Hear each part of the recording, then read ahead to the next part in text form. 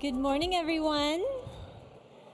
Looks like everyone is enjoying time together, which I absolutely love, especially considering this 2-year drought we're coming out of. My name is Bonnie DeCaro Monahan, and I am the Development Director for the Issaquah Food Clothing Bank. Wow, that was easy. That's all I have to do? So, welcome to our very first in-person Recipe for Hope since September of 2019. Yes, it's been 3 years. It's so amazing to be here with you all. I want to thank our sponsors, many of whom you see here around the room. Raise your hand if you're at a sponsor table. Come on, don't be shy. Yeah. Our sponsors make it possible for every dollar raised today to go straight toward our mission. I also want to thank our table captains who help fill the room. Thank you, table captains. Yes, take a bow, Mary Lou. And our volunteers who are all helping to make this gathering possible. A special thank you to Eastridge. Yes, clap for our volunteers, sorry. A special thank you to Eastridge Church and Pastor Steve Jameson and Cheryl Jameson for hosting us today. Oh, there you are. We have Issaquah Food and Clothing Bank board and staff split between our breakfast event and our lunch event. But will those board members who are here please stand up? Uma, that means you too. Yes. Thank you all. And will our staff team in the room also please stand?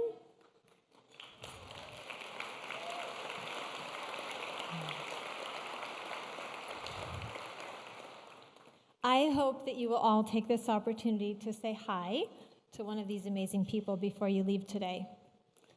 So today, we get to take a deeper look at what thousands in our community are facing and talk about how each and every one of us in this room plays an important role in helping them build resilience. We'll hear inspiring stories and learn a lot of new things. So sit back, enjoy your breakfast, and yes, you can have seconds, and enjoy. I'd like to introduce our keynote speaker. Robin Ham is Vice President of Social Impact at Mod Pizza. She is responsible for delivering on Mod's social impact commitment and is passionate about helping people build resilience by removing barriers to opportunity and stability. Welcome, Robin.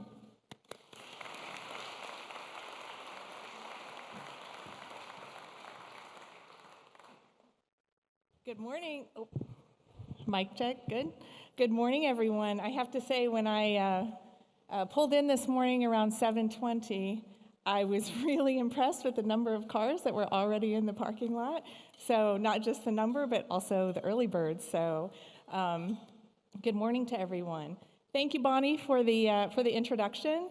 And thanks to the Issaquah Food and Clothing Bank for inviting me to be a part of this year's event. I know there hasn't been an event since 2019, so it's really incredible to be here to be part of it. And to all of you, the volunteers, community, and business members, and supporters, thank you all for the contributions to our community and for being here. On behalf of Mod, we are very grateful for the chance to be able to be here today and talk a little bit about what we're doing and how that connects to the work at the Issaquah Food and Clothing Bank. As some of you may know, Mod is one of the mods just down the street. We are an unapologetically for-profit, fast casual pizza company. We are very proud of the growth we've had. We have over 500 stores across the country now, and we're one of the fastest growing restaurants in the country. We're founded right here in Seattle almost 14 years ago. Next month we'll celebrate our 14th anniversary. And we are super excited to talk about some important things today about Mod. As I said, we are very proud of our growth and the success of our business. but that is not our why. MOD exists to serve people. That is our why. To use MOD as a platform to make a positive impact in the lives of others. The work of the Issaquah Food and Clothing Bank to build a community that nurtures and nourishes individuals by removing barriers, it's really hard work. Throw in the pandemic, the current social environment, the economic climate, especially over the past several years, it's been quite a journey. It's especially been a difficult journey for individuals and families facing barriers. Being here today, I think we all realize the need is so great. And there's a really long road ahead for way too many. So that's why I'm excited to be here today and talk about the opportunity we all have, the opportunity ahead of us to serve others and to help them build resilience. So let's start out by talking about what is resilience. I think we're all pretty familiar with it. It's the ability to recover from setbacks, adapt to change, keep going in the face of hard times. Resilience is about carrying on when we are faced with adversity. It's about having the courage to continue on the road ahead when we know it would just be easier to just give in. Often, the road ahead is rocky, or maybe even unknown. And thanks to resilience, we carry on. So, how do we become resilient?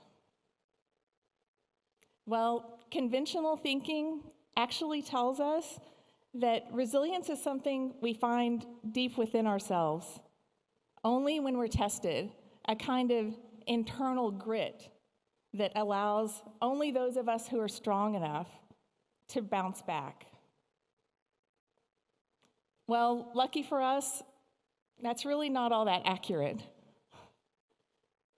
While it is true that we're all hardwired in our own way to recover from after we have a fall or a failure, we've really learned that more than anything else, it's the people around us that support our recovery and being able to bounce back. Recently, we learned that resilience is deeply tied to human connection, and we can build and nurture resilience in each other with the simple act of connecting. I've seen a little bit of that going on today already. It can take a lot of different forms: giving money, giving food, listening, providing guidance, other perspectives.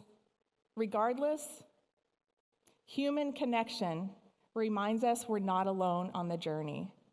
And we've also learned that having someone right alongside you, that builds resistance. But not just for the person receiving, also for the person giving. So I've personally had the benefit of connecting with some really inspiring people along the way. I may choke up. I'd love to tell you all about one of them today. I am filled with so much gratitude to be able to call this person a close friend.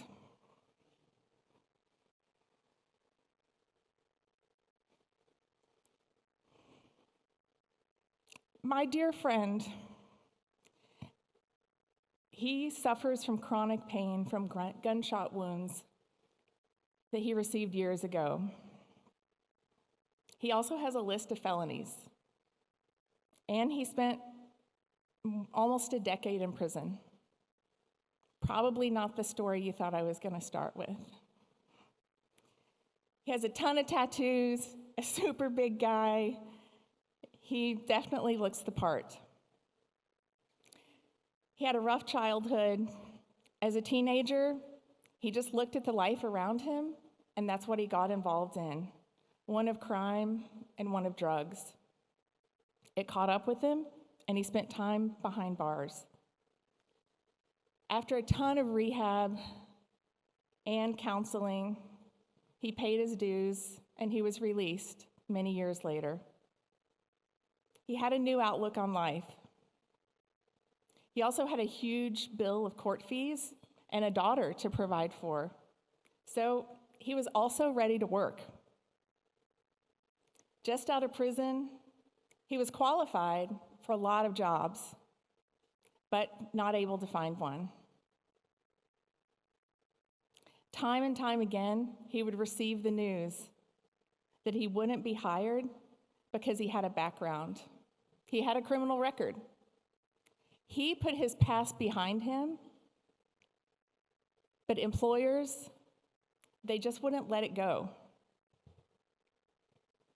Finally, he did find a job at a place that didn't care about his past, but believed that what matters most is what you do next. Well, the reality of the new job, it was really hard for him, and he was struggling. Because he'd had so many years of trauma, both before prison and during, he had a difficult time communicating. He didn't know how to connect with his team or even really talk to customers. But little by little, his days got easier. He'd found someone that he trusted. That was a very big step on his road to building resilience. His team looked behind his past, and they helped mentor him. He got to a place where he became a really great employee. He performed incredibly well.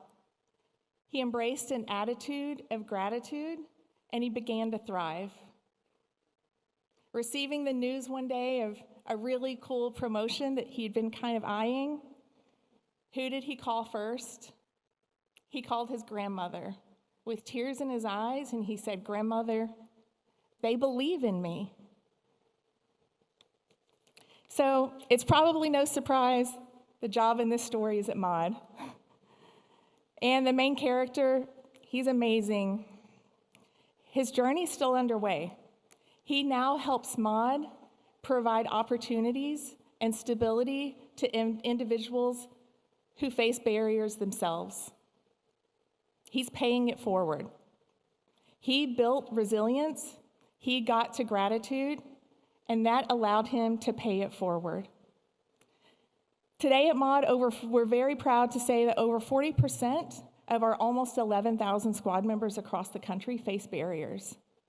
And we're more engaged and inspired thanks to stories like these to make a difference in our communities. We're committed to be a force for good and to help people build resilience on their own journeys. Why? Because Mod exists to serve people. So looking back on the early days of Mod, we realized that all we'd really done was provide a good job, maybe a little bit of stability and a place to connect. But really, more than anything, there was a place to belong.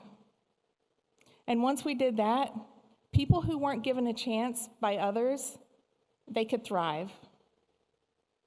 And what was astonishing to see, just in the story we heard, was that when someone was given that opportunity, the next thing they wanted to do was pay it forward, to help a follow Mod squad, that's what we call our employees, or hire someone else with a barrier, help a customer, or help out in their communities. We literally saw lives being changed by our squad by using the platform of Mod. And it was during those moments that Mod started to become what it is today. So a purpose-led, people-focused approach sits at the heart of our culture, all while we're building a successful business. So it is possible to do both. And we believe businesses, community organizations, government, we can and should all be part of the solution to the challenges we face as a society by being a force for good in the lives of people and their communities. For MOD, it starts with providing jobs. These are jobs given to deserving people so they can be self-sufficient, grow to be resilient, and thrive. We know the needs are so great, and we know we can't do it alone. We've learned the key to deepening the impact is through powerful partnerships. When we find great community partners, like the Issaquah Food and Clothing Bank, and we collaborate, magic happens. And to create a world that works for and includes everyone, we need community partners to help address the issues we all care so much about. So for example, last MOD example, we learned last year that 38 million people in the United States were food insecure. And when many of our squad told us that they'd experienced the same in their life, we got to work. We partnered with Feeding America, and we created what we call our Modness Meal. Some of you may be familiar with it from last year. Through that meal, we provided over 6 million meals to people facing hunger in the United States, all of them in the communities where our MOD squad live, including here in Western Washington.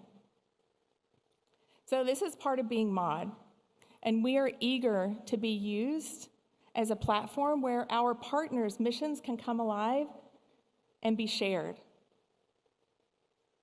We've come to understand that people are most inspired to make a positive impact when they feel truly connected to a purpose.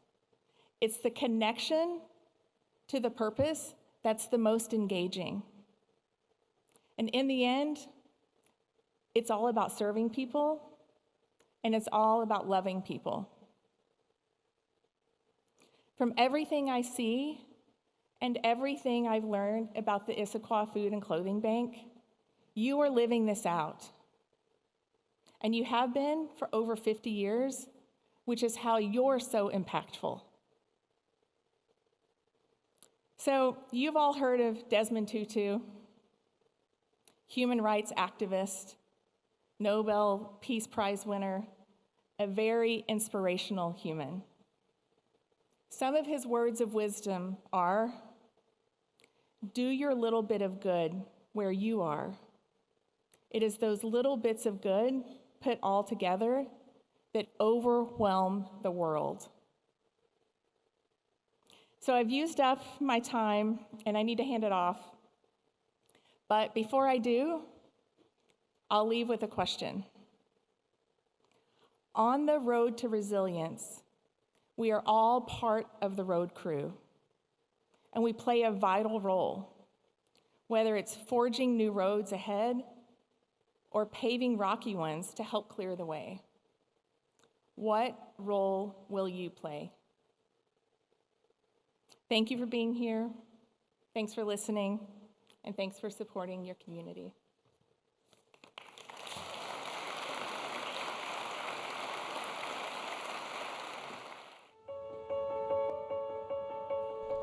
Up until the pandemic, I served at a homeless shelter every month on Saturday nights.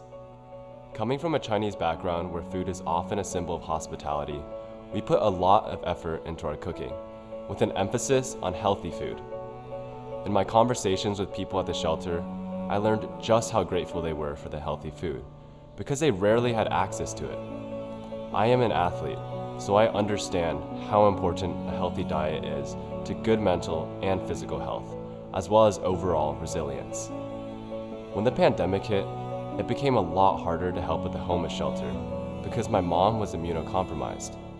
So instead, we cooked the food at home and dropped it off. But I wanted to do more. On days I drove down to Issaquah, I noticed the lines at the Issaquah Food and Clothing Bank getting longer and longer. It tore at me to see these massive lines, and I felt myself searching for a way to help. I talked to Kim Skoke, the operations manager at the Issaquah Food and Clothing Bank, and I learned that the pandemic had caused food banks across Washington to see almost double the number of people while receiving only half of their usual food donations. In King County, 1 in 11 families reported being food insecure.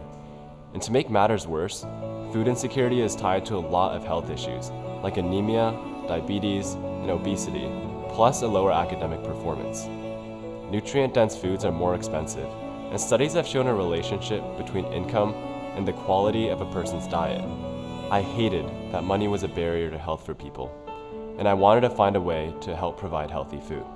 I came up with the idea of building a garden to grow food for the Issaquah Food and Clothing Bank. I contacted Terry Bakovich from Down to Earth Community Gardens, a nonprofit that grows food for food banks in another region, and I began a mentorship. In February of 2021, I built my first garden bed, eventually transforming my 500 square foot grassy backyard into a brick and wood chip garden filled with all kinds of vegetables. I sourced more than 90% of my materials through donations from the community. With everyone's help, I was able to donate around 130 pounds of produce for my home garden in the summer of 2021.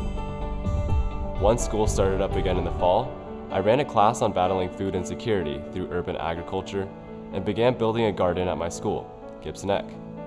Donations came in from Dunn Lumber, Issaquah Cedar and Lumber, the local Scouts troop, local farms, and other people who heard of my project. Knowing that I would need help, I put together a group of students to form a garden club. These students have helped me build the garden, plant starts, and will take charge this year as I head to Cal Poly in San Luis Obispo to study kinesiology.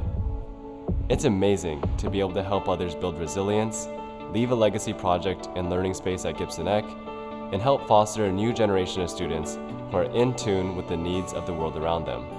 While there are many large organizations battling food insecurity nationally, I firmly believe that we can all do something to make a difference right here in our community.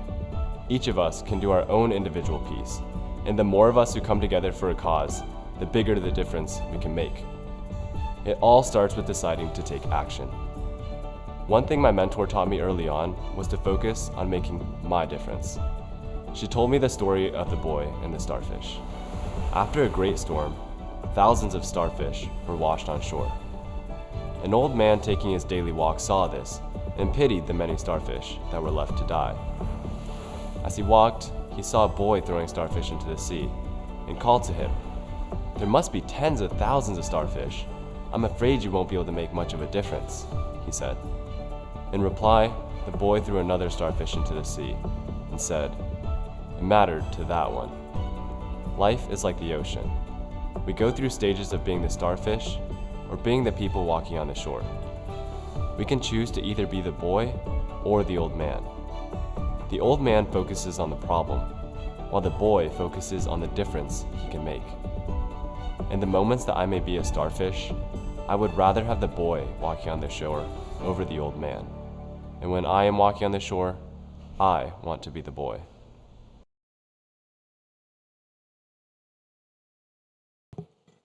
Connor is an amazing young man, and his parents are here in the audience.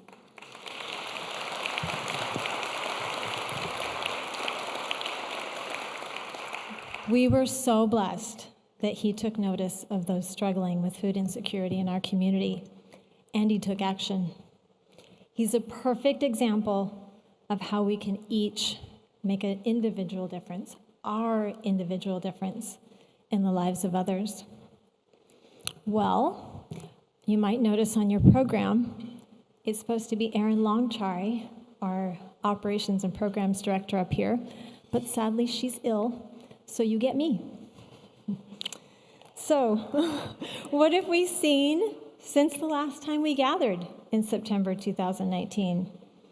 We've seen a 50% increase in the number of people accessing our resources. The volume of usable fresh fruits and vegetables coming through our grocery rescue partners has dropped drastically. In a single day of multiple grocery rescue pickups from our grocery store partners, we often get only one crate of usable fresh produce.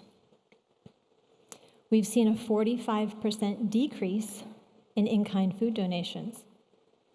And at the same time, we've seen over 120% increase in food purchases due to all of these aforementioned factors, and most recently, inflation.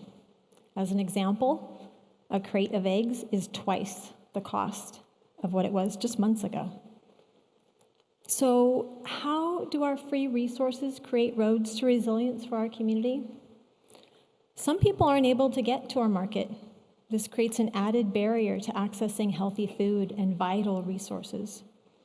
Our market and groceries to go home delivery program provide food, baby, hygiene items, all needed to stay healthy, to focus on school and work, and to redirect finances to help ensure housing and other priority needs are still covered. As of June of this year, there were 1,800 kids receiving free and reduced meals in the Issaquah School District. This is why we've designed programs to ensure kids have access to healthy food when they're not in school. School breaks, summer, even the weekends. For many, state health programs and other resources can be confusing or difficult to access without the proper technology, causing some to go without these available resources. A lost ID or lack of address to receive mail can make a difference between getting a job or remaining unemployed. Our case management team works with each individual to apply for essential services, replace IDs, receive important mail, and many, many other steps to resilience. You'll be hearing Guadalupe's story a little bit later and learning more about what this looks like in the life of those we serve. So how are we seeing the community help others build resilience? A great example is the Issaquah Sammamish Food Project. Say that fast 3 times. Our amazing volunteers, Jim and Chris Berry, are the directors of this program, and they have recruited 50 neighborhood coordinators, many of whom are in this room today, who collect food from their neighbors, rallying over 500 donors every other month. Since June of 2019, this program has brought 125,000 pounds of high-need food and toiletry items. There are countless benefits to this program, including the ability to receive specific items that we know our shoppers need. It also helps us control our inventory when we're already so tight on space. The large number of hours that are saved by not having to date check and sort out expired food is amazing, because everything comes to us new and unopened, which is exactly what we need in order to distribute it to those who are accessing our resources. Even with the great work of the Food Project, we've exhausted our COVID supply of non-perishable foods, and we're extremely low on inventory. More donors getting involved in the Food Project and giving financially is vital to helping us provide an equitable selection to healthy food for every single person who comes to our door. So you may be wondering what issues people face that make resilience more challenging. Well, illness or injury that can often create large medical bills and often a loss of income, either temporary or permanent. People getting laid off, individuals and families on fixed incomes lower than the cost of living, which is not hard to do in our region.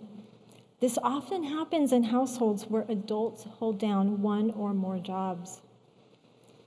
I recently ran into a client. Her name is Rachel, and you might remember her from our Recipe for Hope video in 2020. I ran into her as she was walking into the food bank with her son. Well, her story in 2020 was that she had been laid off due to the pandemic. And since that time, she regained employment as a teacher. She's a teacher. But when I ran into her a couple weeks ago, she was sharing that she'd been laid off again.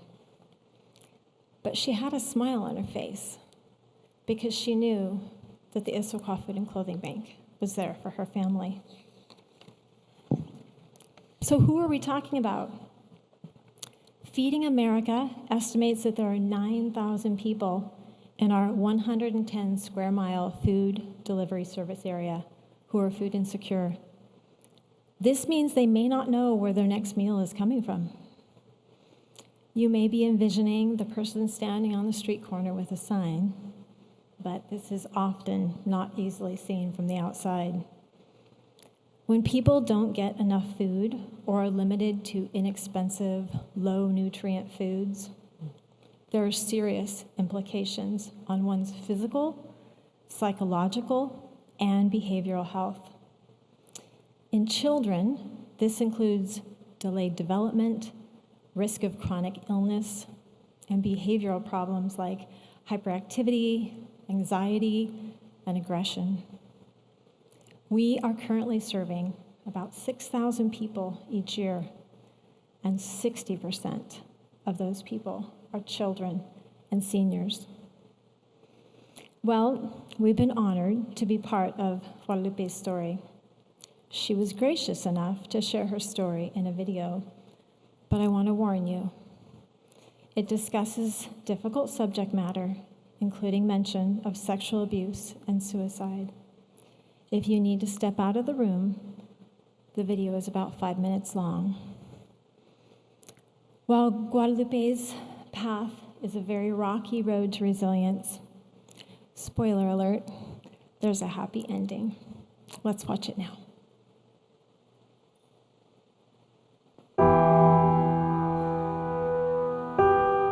I first started receiving assistance from the Issaquah Food and Clothing Bank when I arrived from Mexico with my mother and my siblings. Life was not easy in Mexico or in the United States, but I believe that will help. You can build resilience through determination, hope, and purpose, no matter how hard life treats you. Las situaciones como el banco de The comida food siempre bank has ha always estado been there for me ahí, since I was siempre, 14 years old. desde mis They have never let us down throughout all my very difficult situations. And sometimes when I did not have any hope, the food bank always provided me support. Starting at the age of 12, I had to help my mother at her job. I woke up every day at 3 a.m. and walked an hour and a half to the place where my mother and I prepare gorditas, a favorite Mexican dish. No matter how exhausted I was, though, I still attended school during the afternoons. My siblings and I had to stay at home unattended most of the day. At just 12 years old, I was sexually abused by more than one uncle. No matter how hard I tried to protect myself and my siblings, in the end, all of us were victims of abuse from the same relatives. My memories overwhelmed me, and years later, I attempted to take my own life for the first time. This event was a watershed in my life, and also for the rest of my family. My mother finally made the decision to keep our family safe, so we decided to leave Mexico. 2018 hubo una restricción, o sea que no había tampoco trabajo, no había comida, o sea, We fueron arrived here tiempos muy in the midst of the 2008 recession, so there weren't many jobs. Cada semana There were difficult times for me and my family. However, the Issaquah Food Bank never let us down. And every week we used to go there, and we had the sensation of going to a grocery store for getting food, but for free. I remember going there to get food and clothes at the same time. We received all of our clothes from there, which helped us to be able to attend school. One day, while walking home from school, someone forced me into his car, and I was horrified to be a victim of sexual abuse again. The shock was devastating. Becoming again a rape victim at the age of 16 felt like hopelessness, and the few moments of stability that I had enjoyed were completely vanished. A severe depression came over me, and again I attempted to take my life.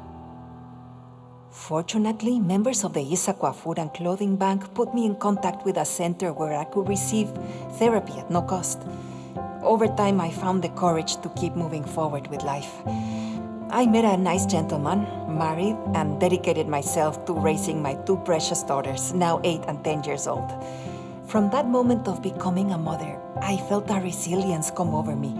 I put aside my anger and frustration of childhood injustice and focus only on being a good mother. I want to provide for my daughters the safety and comfort that I never had. At the beginning of the COVID-19 pandemic in 2020, my husband lost his job, causing all the security and stability that my husband and I had achieved to quickly slip away. Soon, we did not have the resources to pay our rent. We knew that they were prohibiting evictions during the pandemic, but we wanted to be honest and upright. And we left our home that we could no longer afford. We had no choice but to live in our car. This lasted for 3 long months, until a family offered us a storage unit to live in. It was the middle of the winter, and extremely hard with 2 small girls. But we managed to live that way for 1.5 years. The wonderful staff and volunteers of the Issaquah Food and Clothing Bank learned about our situation, and they connected me with the team at the city of Issaquah. They helped me to complete the forms and petitions, which gave me and my family the opportunity to access a rental home. Since 2021, me, my husband, and my 2 girls have been enjoying the stability of our own safe place. I feel like I am living the best moments of my life. Everything feels like a miracle. The Issaquah Food and Clothing Bank played a big part in my journey. Many things could have been different if it weren't for the support of all the people who helped us. It gave us the chance to start a new life. The Issaquah Food and Clothing Bank is more than just a place that provides food and clothes. It's a place of hope, faith, and love for everyone. Es muy generoso por también los voluntarios que están ahí en el banco de... The help provided is very generous. The staff and volunteering that makes all of this possible, it's something wonderful to me. So I thank them and God that made all this help possible. Thank you, dear friends. Gracias, amigos.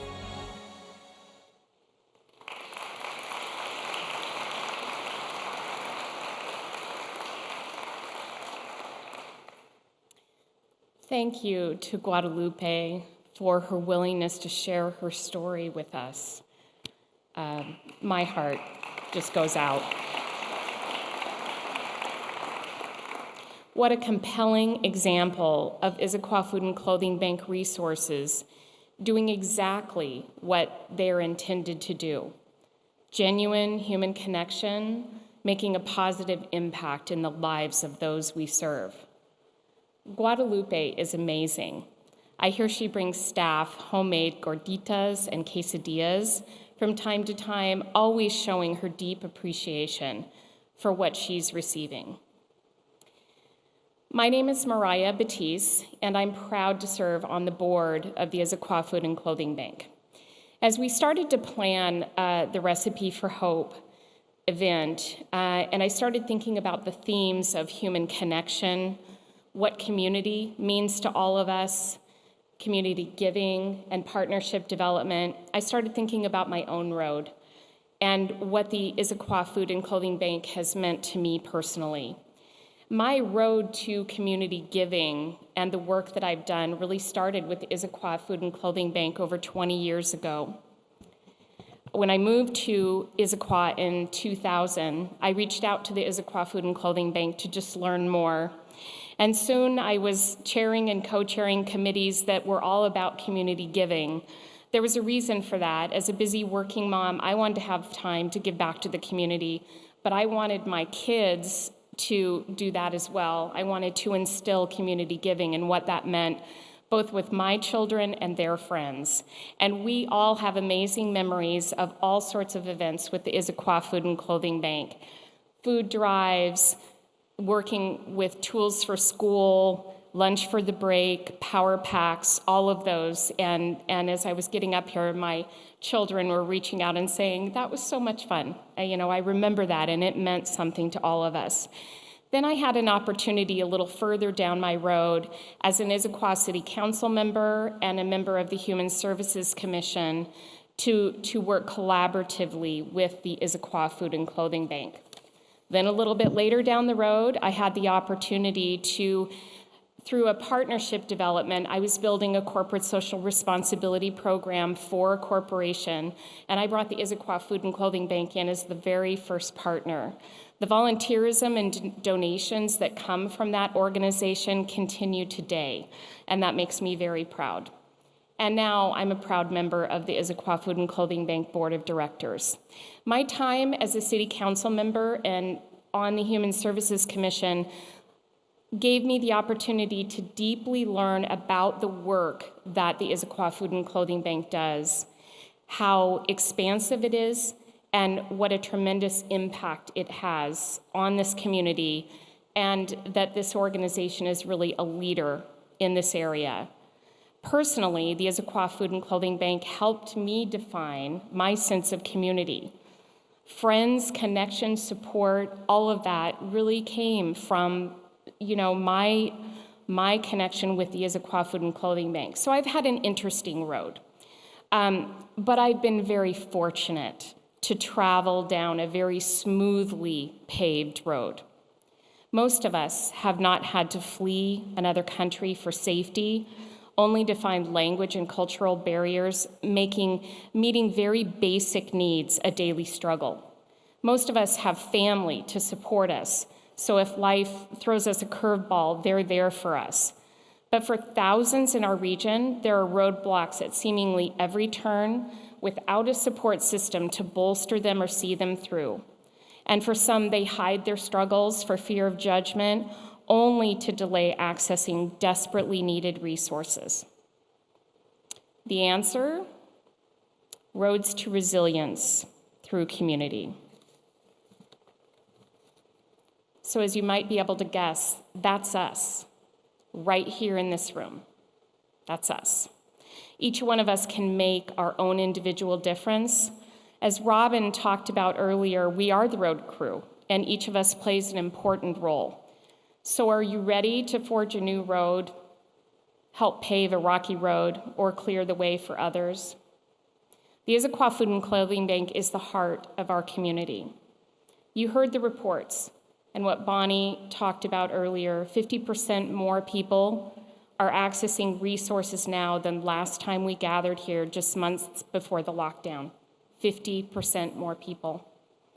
This, combined with drastic reductions in in-kind food donations and the current economic times, make today's ask more important than ever. So today, I'm going to ask you to give generously to this vital work. We've set a goal of raising $250,000 through this event so that we can keep healthy food and vital resources accessible to everyone who comes to us. A few of you gave online prior to arriving here today, and we thank you for that generous donation. And I imagine others of you came in today with an amount in mind that you were prepared to give. I'm going to challenge you today. I'm going to challenge you to meet the 50% increase that the number of people accessing resources by increasing your gift by 50%. So if you were planning to give 200, consider 300. If you had planned on giving 1,000, consider 1,500. You can also break up your gift into monthly gifts, so I encourage you to think outside the box. Table captains, this is your cue to distribute the contribution envelopes to your guests. And guests, once you have completed your contribution envelopes, please return them to your table captain. I want to thank all of you for being here today from the bottom of my heart, and I want to thank you for your generosity. We're going to take a brief pause to give you a few minutes to give back to our Issaquah Food and Clothing Bank. But please don't go anywhere. We're not done yet. Bonnie is going to come back up to close us out. Thank you.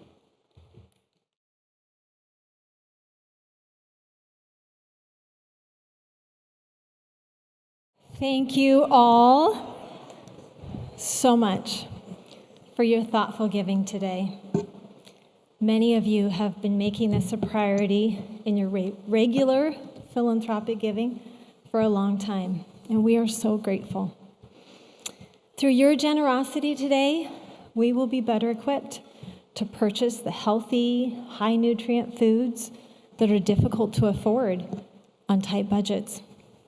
We'll be able to meet the continued growth of demand for our resources, and we'll be able to offer an equitable variety of foods and vital services to every single person who comes to us for help. I would like to recognize an amazing woman who has been a part of our team since early February, acting as our interim executive director. Laura Skelton, can you give a quick wave? I don't remember where your table is. There she is.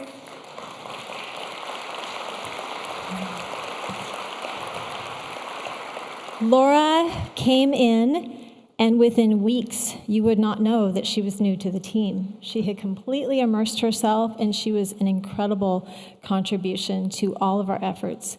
With her help, we have completed strategic planning and done all kinds of really vital work, and we're so privileged to have had the opportunity to work with her. So, Laura, you can't take them yet, but these flowers are for you. We need them for the lunch event. So, what's next? How can you engage in meaningful ways this fall? Well, we'd love for you to get involved with the Issaquah Sammamish Food Project. Jim Barry, where are you? Raise your hand. Right there. You can meet Jim. We'll also have Issaquah Sammamish Food Project flyers out on the name tag table, so you can take one as you leave. Jim and Chris have an amazing goal of supplying all of our non-perishable food needs through this project, and you can help make that possible. Isn't that exciting? We also have a winter coat drive coming up and are in need of new and gently used winter coats for people of all ages. We have 3 dates in October for coat drop-offs at our warehouse, so please grab that flyer with all the little details that you'll need for that on your way out. Lastly, we are gearing up for Holiday Gift Barn with gift cards for one last year before returning to our full program next year. So watch for details. Please open the emails you get from us because we'll tell you how you can donate $25 gift cards this fall to ensure that every single child receives something meaningful to them during the holidays. So thank you for all you do. This work would not be possible without this amazing community. Have a great day.